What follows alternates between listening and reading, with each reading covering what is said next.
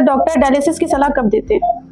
देखिए, हमारे कानपुर में यानी कि न्यू कुबेर हॉस्पिटल की जो सीनियर नर्सिंग इंचार्ज है काजल जी, उनका क्वेश्चन है कि डॉक्टर डायलिसिस की कब सलाह देते हो, कब कराना चाहिए। बहुत अच्छा क्वेश्चन है काजल आपका।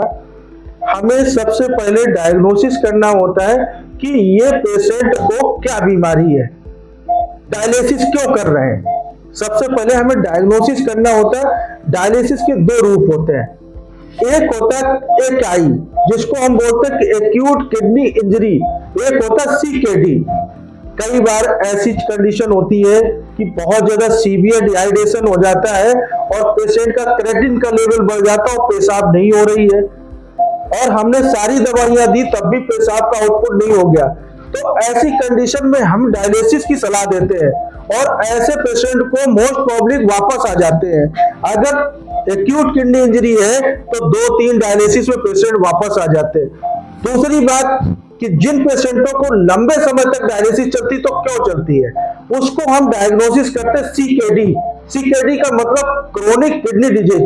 क्यों होता है? बहुत लंबे समय तक शुगर के मरीज है, बहुत लंबे समय तक ब्लड प्रेशर के मरीज है, दवाइयां खा रहे हैं लेकिन किडनी में इंफेक्शन बढ़ता ही चला जा रहा। उस दौरान हम सबसे पहले एक साधारण अल्ट्रासाउंड करते हैं जिसमें हमें पता चलता है इनकी किडनी का साइज क्या है।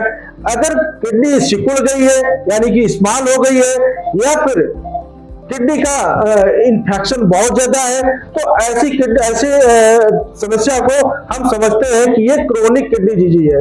ऐसे पेशेंट को सबसे पहले तो हम देखते हैं कि दवाइयों से रिकवर हो जाए।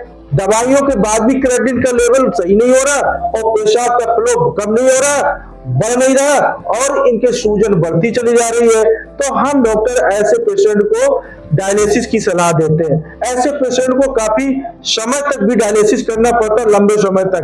कई बार ये कंडीशन होती है जब CKD पेशेंट होते हैं हमें किडनी ट्रांसप्लांट करना पड़ता है।